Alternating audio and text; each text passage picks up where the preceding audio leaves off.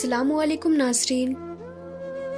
प्यारे नाज़रीन, 600 परों वाला एक हैबतनाक फरिश्ता 1.25 लाख पैगंबरों तक पैगाम पहुंचाकर तमाम नबियों का मुअल्लिम और मददगार बनने वाला फरिश्ता जिब्रील अलैहिस्सलाम की तारीख क्या है?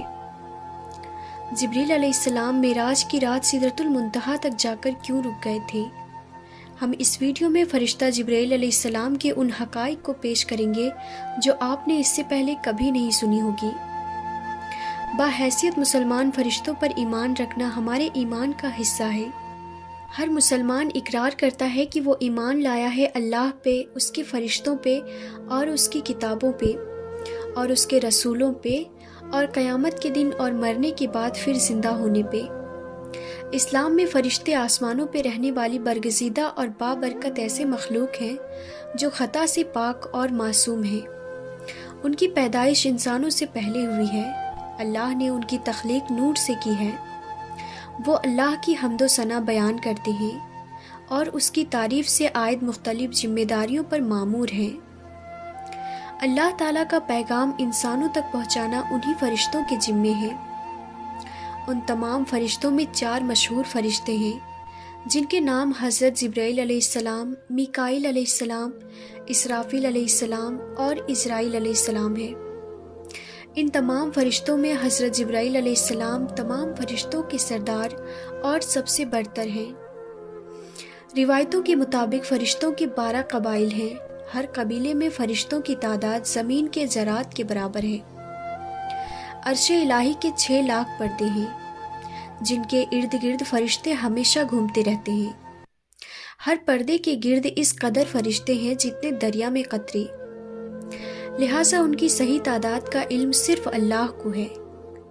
जिब्राईल अलैहिस्सलाम को अल्लाह के दरबार में सबसे ज़्यादा क़र्ब हासिल है। जिब्राईल के माने अब्दुल्लाह यानी अल्लाह का बंदा है। मीकाईल के माने उबैदुल्लाह और इसराफील के माने अब्दुर्रहमान है।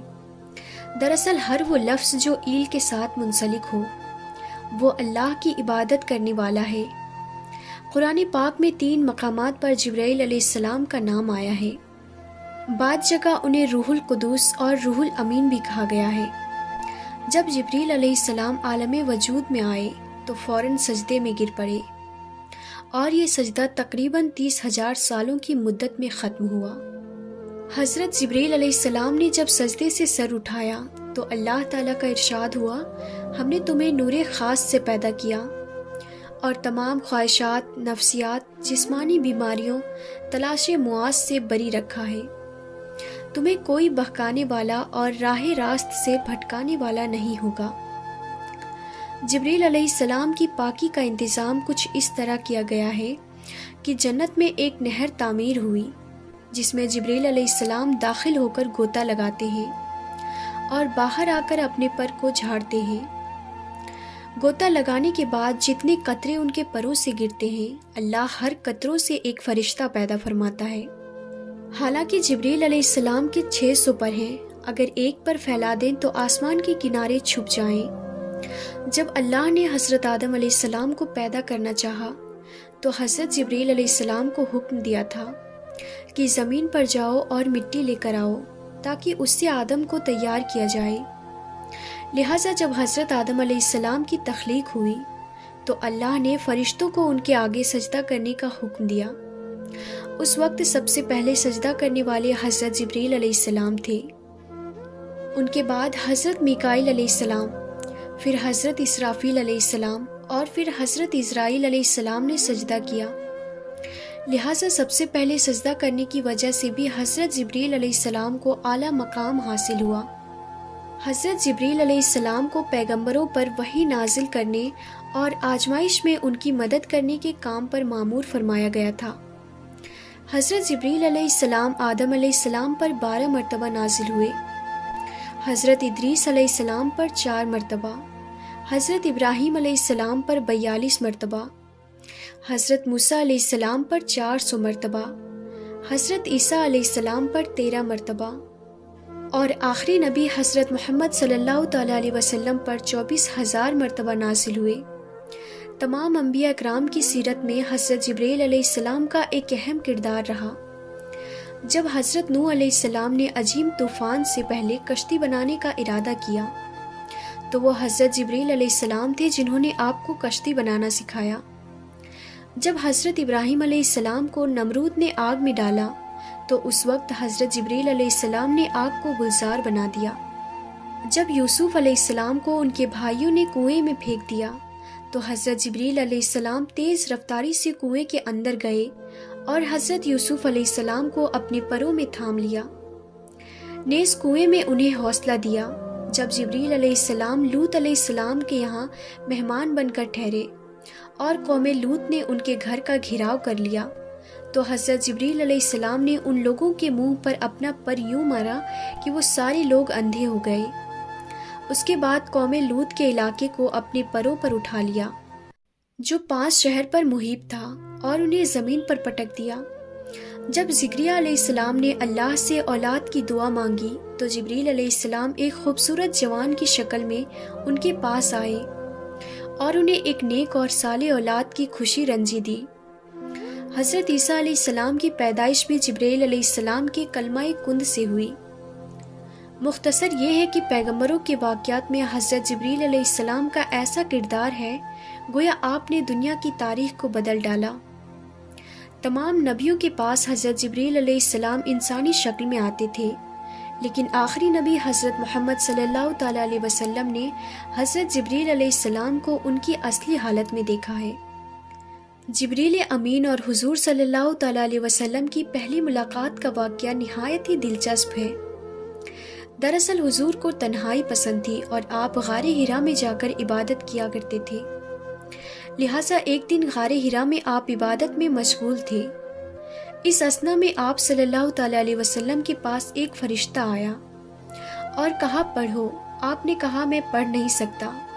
فرشتے نے آپ کو سختی سے دبا دیا، پھر چھوڑ دیا اور کہا پڑھو۔ حضور نے کہا میں نہیں پڑھ سکتا۔ فرشتے نے دوسری مرتبہ دبایا، پھر چھوڑ دیا اور کہا پڑھو۔ حضور نے کہا میں نہیں پڑھ سکتا۔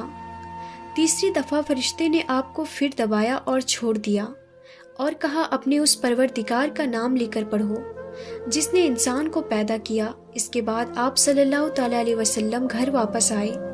آپ کا دل لرز رہا تھا۔